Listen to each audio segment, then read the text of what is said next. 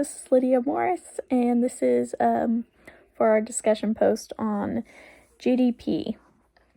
So, for the first question, what are two things that you found interesting in the discussion of GDP? Why do you find these things interesting? So, one of the first things I found interesting was how GDP was something that came around during the Great Depression. Before that, they didn't really have a name for it and things. And learning about it and studying, I understood that, but I guess I just assumed it was a concept throughout all of time. So to imagine being one of the people who had to figure out what to count or not count seems like impossible. So one of the things that stuck out to me was that they were talking about the work they did to come up with the GDP number and what goes into that. In the podcast, they were discussing the idea of even a chocolate bar. You have to make sure you're not counting the ingredients that came from somewhere else, like the cacao from Brazil. So, yes, it's a Hershey's chocolate bar made in the U.S. and somebody bought it in the U.S., but you have to discount the things that were made from another country. So I thought that was a really interesting concept. And then the second thing that stood out to me a lot was the fact that the government immediately latched on to trying to control it. It's something I would expect from any form of government, but it's interesting to see how immediately it was affected by how people thought of things. Like they were saying in the podcast, suddenly everything became a measure of input and output. Then they kind of trial by fire went through World War II. And the economists and generals are battling to figure out for resources for war or for food and the goods at home. And suddenly all these things that war output requires have this new battle of the concept of economics, of not overwhelming the output the economy can produce and sustain without raising prices and creating shortages that hurt the economy. So I thought that was really interesting that it just affected so much so quickly. And then for the second question, what are some factors that limit the usefulness of GDP? And why might an over-reliance on GDP as a measure of national well-being might lead to harmful government policies? Be specific in your explanation. So some factors that limit the usefulness of GDP is that it doesn't measure overall well-being. So happiness, joy, education, the quality of work, all of those things. So like with many other things, wanting to have a better GDP can make a country a little bit greedy. And when it becomes over-reliant on GDP, suddenly it's not about what's best for the future happiness, health, education, or whatever of the country.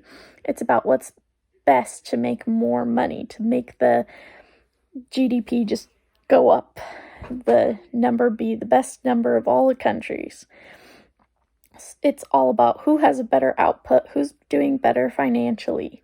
And then it tends to make it so that government policies that are harmful get put in place, policies that just make it so that it's the best economy. Instead of focusing on the overall health and happiness of the country, it becomes kind of like a war of greediness to be the best at this one specific thing that doesn't measure everything that's happening in the country.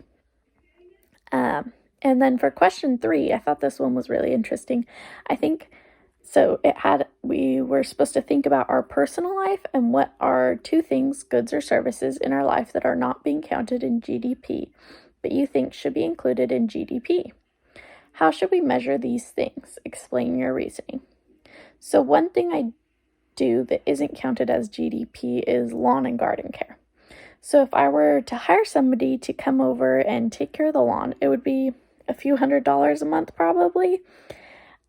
However, because I do my own lawn care, that means nobody gets paid for the work that was done. Recently, someone started helping me with mowing the lawn.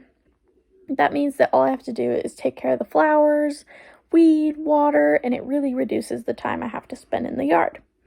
However, he's not getting paid either. He's volunteering. Ideally, that would normally get paid for or have somebody come and mow the lawn that, makes money off it. If we were to measure the GDP of lawn care or gardening, I think the simplest solution would just be to ask how much I would pay for somebody else to do the work that I do and count that as the cost that needs to get measured and put into GPD. Another thing that's not counted in the GPD is car maintenance. So lots of people go to the mechanic and pay to have their oil changed or spark plugs changed, but this is something I do at home regularly. I think I should get paid for that time that is being accounted for or isn't being accounted for in the GDP.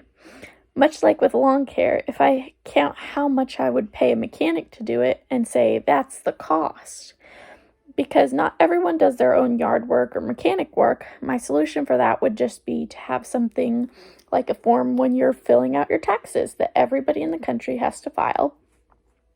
And every year you add up how many hours you spent doing XYZ lawn care, mechanic stuff, babysitting, all those free things that we do that normally somebody should get paid for, and then just write down your hours for those things, and then that should get added to the measurements of the GDP. So that was kind of my solution for it. Hope that makes sense, and thank you guys. Bye.